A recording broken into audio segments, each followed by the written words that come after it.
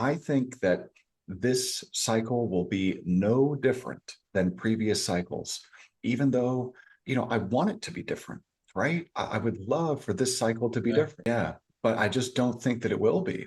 There are a lot of reasons to believe that Bitcoin having cycle analysis is nonsense, but it has held true.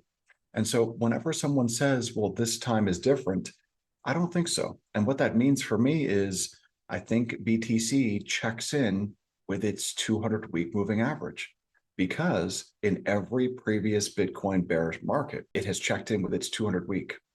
So if Bitcoin breaks 75K support, I think the next level of support, depending on how long this takes to happen, if it happens, I think it will, depending on how long it takes to happen, maybe, the 200-week Bitcoin checks in with it at 62K or something like that.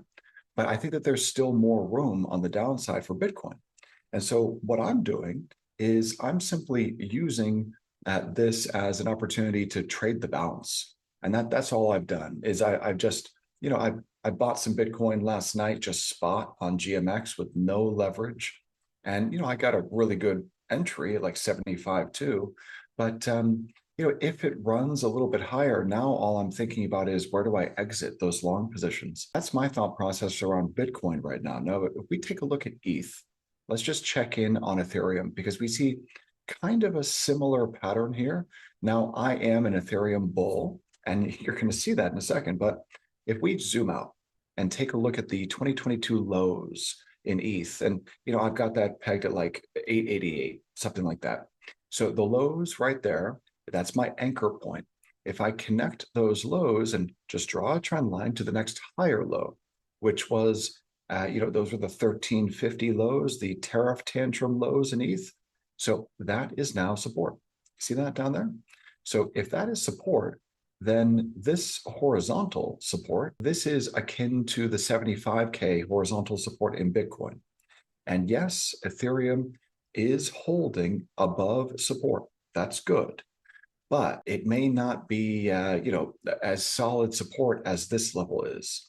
So if ETH is unable to hold above 2150 or so, then I think the next level and where it would be really, really solid support, I think, would come in at like maybe 1600-ish, something around right here.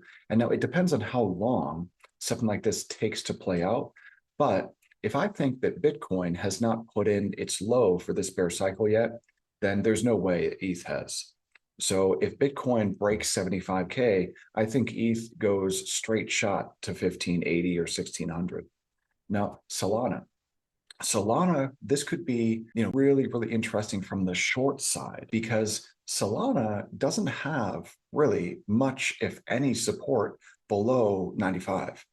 So if you just take this pattern in for a second, this is a really, really ugly pattern, in my opinion, a bearish pattern. You've got this head and shoulders right here, and it's sitting at support. So Sol just barely clinging to support. And if this 95 level breaks on the downside, then Solana will enter this like no man's land down here, NML. And you do not want to be in NML if you're long or levered long, because there really is no support down here until Sol gets down to like $35 or something. Like I think that this is support, but on the way down, there's nothing. Maybe you could say that 78 or 80, maybe you might be able to say 67, but not really. I mean, if Sol breaks 95, I think it just crashes straight down to 35. So if this breaks, I'm going to be getting short Sol. This is one of my favorite opportunities on the short side on a break of that level of support. And so again, if I think that Bitcoin has not put in its low for this bear cycle, then there's no way that Solana has put in a low for this cycle. And hey, I don't think Solana just goes and dies. Nothing like that.